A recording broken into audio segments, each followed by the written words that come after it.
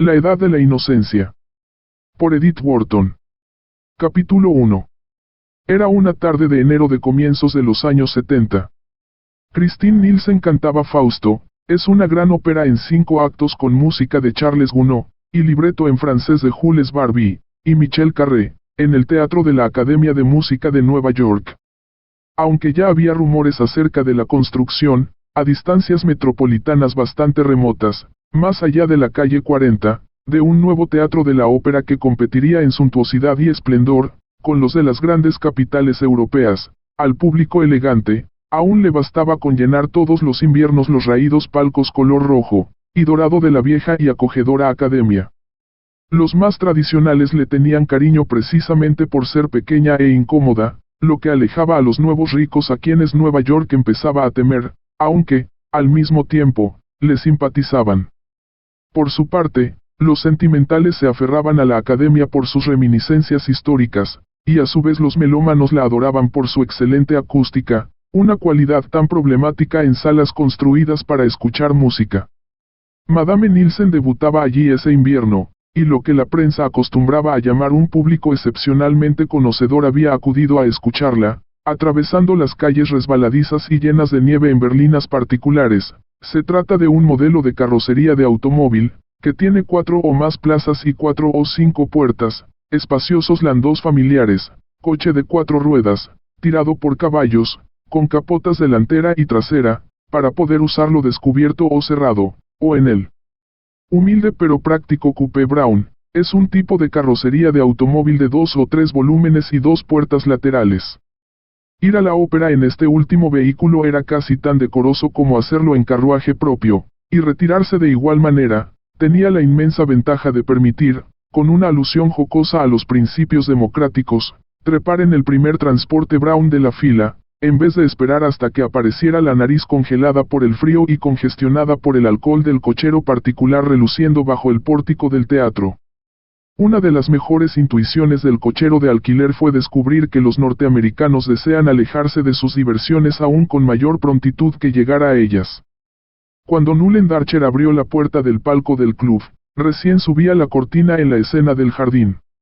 No había ningún motivo para que el joven llegara tarde, pues cenó a las 7, solo, con su madre y su hermana, y después se quedó un rato fumando un cigarro en la biblioteca gótica con estanterías barnizadas en nogal negro y sillas coronadas de florones, que era la única habitación de la casa donde Mistress Archer permitía que se fumara. Pero, en primer lugar, Nueva York era una metrópolis perfectamente consciente de que en las grandes capitales no era bien visto llegar temprano a la ópera, y lo que era o no era bien visto jugaba un rol tan importante en la Nueva York de Newland Archer como los inescrutables y ancestrales seres terroríficos que habían dominado el destino de sus antepasados miles de años atrás. La segunda razón de su atraso fue de carácter personal. Se le pasó el tiempo fumando su cigarro porque en el fondo era un gozador, y pensar en un placer futuro le daba una satisfacción más sutil que su realización, en especial cuando se trataba de un placer delicado, como lo eran la mayoría de sus placeres. En esta oportunidad el momento que anhelaba era de tan excepcional y exquisita calidad que incluso si hubiera cronometrado su llegada con el director de escena no podría haber entrado en el teatro en un momento más culminante que cuando la prima donna comenzaba a cantar. Me quiere, no me quiere, me quiere, dejando caer los pétalos de una margarita entre notas tan diáfanas como el rocío. Ella decía, por supuesto mamá.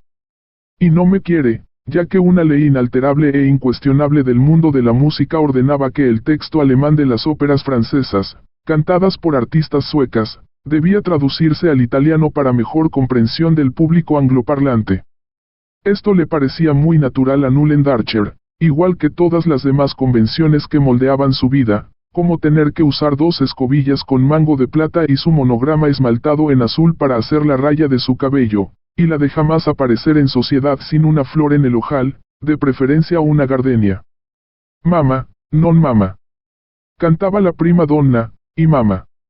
Con un estallido final de amor triunfante, en tanto apretaba en sus labios la deshojada margarita y levantaba sus ojos hacia el sofisticado semblante del pequeño y moreno Fausto Capoul, que trataba en vano, enfundado en su estrecha casaca de terciopelo púrpura y con su sombrero emplumado, de parecer tan puro y verdadero como su ingenua víctima.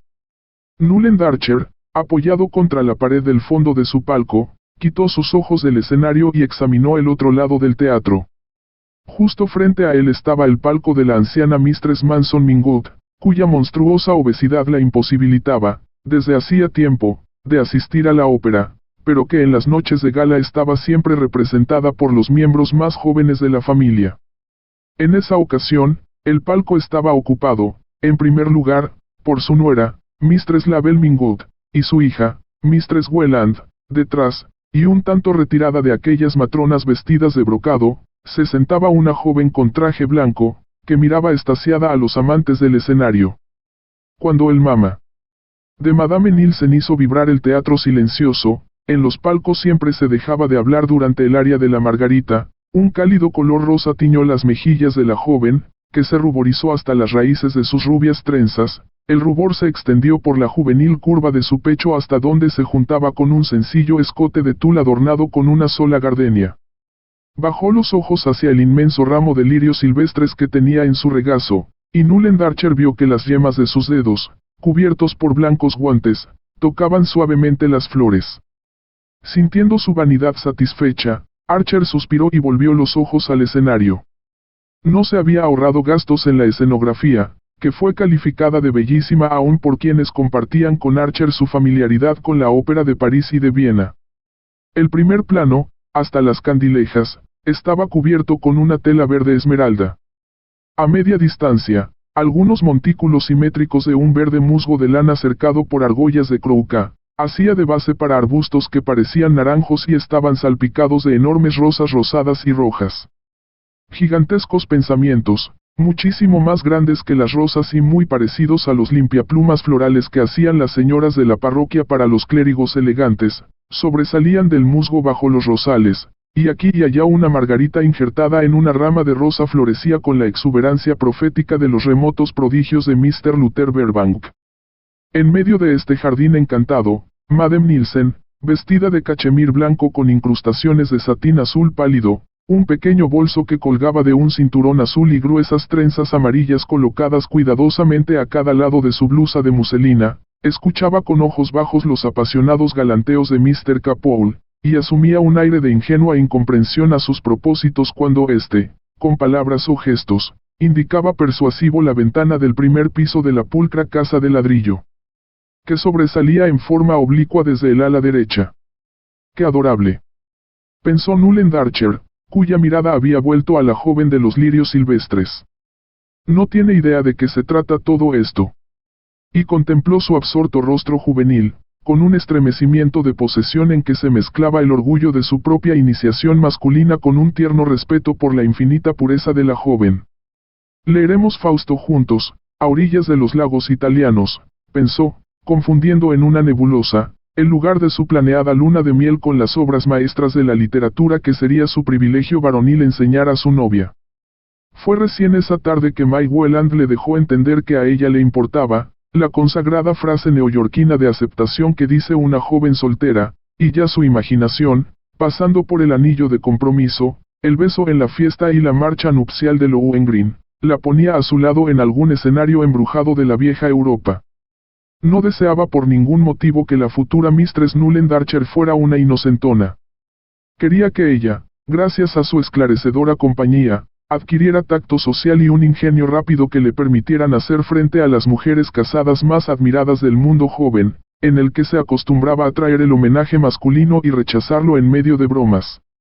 Si hubiera escudriñado hasta el fondo de su vanidad, como casi lo hacía algunas veces, habría descubierto el deseo de que su esposa, fuera tan avesada en las cosas mundanas y tan ansiosa de complacer, como aquella dama casada, cuyos encantos dominaron su fantasía durante 2 años bastante agitados, por supuesto que sin una pizca de la fragilidad, que casi echó a perder la vida de ese ser infeliz, y que trastornó sus propios planes durante todo un invierno.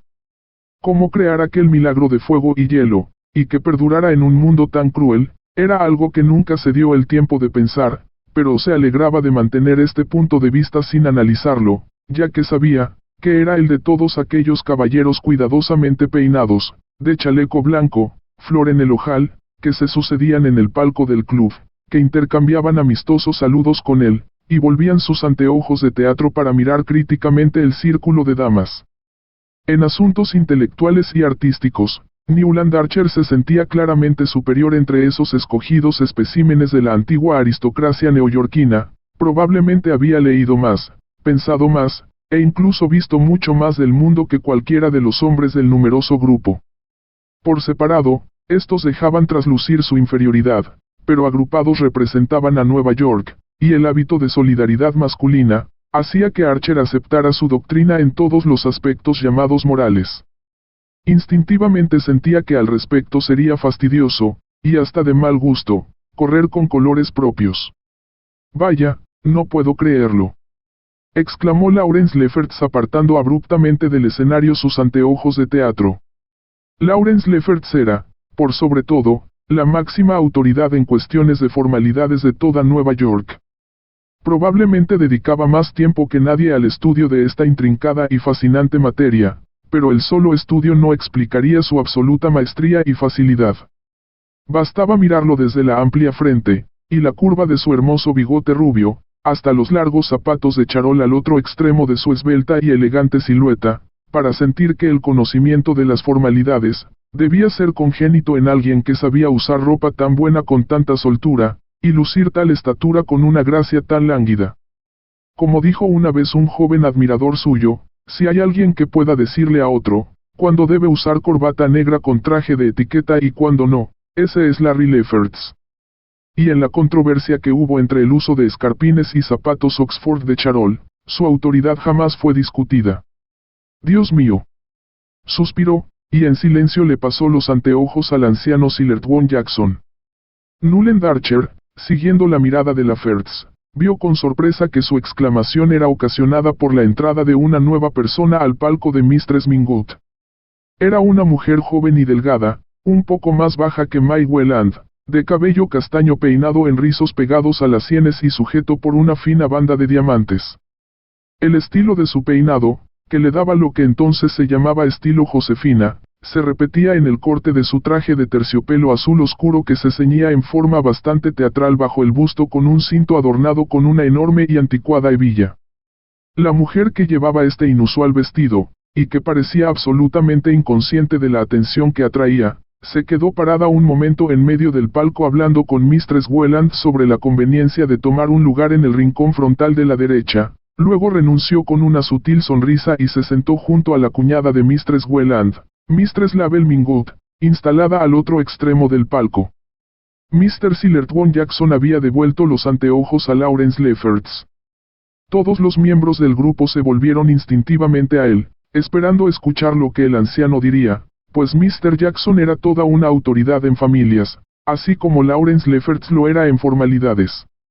Conocía todas las ramificaciones de los parentescos neoyorquinos, y no solo podía esclarecer cuestiones tan complicadas como los lazos entre los Mingote, por los Torley, con los Dallas de Carolina del Sur, y la relación de la rama mayor de los Torley de Filadelfia con los Chivers de Albany, que jamás deben confundirse con los Manson Chivers de University Place, sino que también podía enumerar las características principales de cada familia, como por ejemplo, la fabulosa mezquindad de los descendientes más jóvenes de los Lefferts, los de Long Island, o la fatal tendencia de los Rushworth a los matrimonios disparatados, o la locura recurrente que sufrían cada 2 generaciones los Chivers de Albany, con los cuales sus primos de Nueva York siempre rehusaron casarse, con la desastrosa excepción de la pobre Madore Manson, quien, como todos saben, bueno, pero su madre era una Rushworth.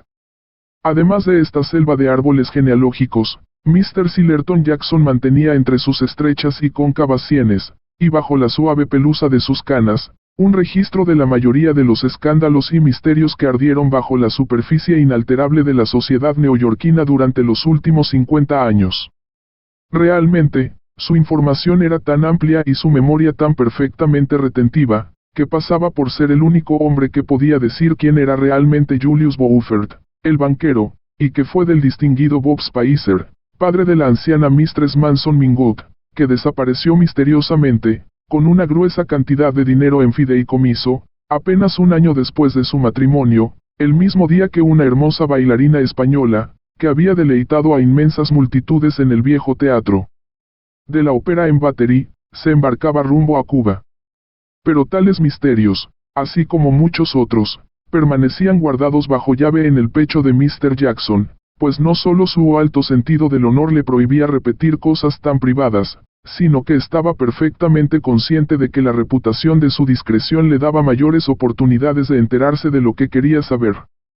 Por eso, el grupo del palco esperaba con visible suspenso mientras Mr. Sillerton Jackson devolvía los anteojos de teatro a Lawrence Lefferts. Por un segundo escrutó al atento grupo con sus diáfanos ojos azules casi tapados por los párpados venosos, luego, retorciendo cuidadosamente su bigote, dijo simplemente: «Jamás pensé que los Mingot se atrevieran a pretender hacernos tragar el anzuelo».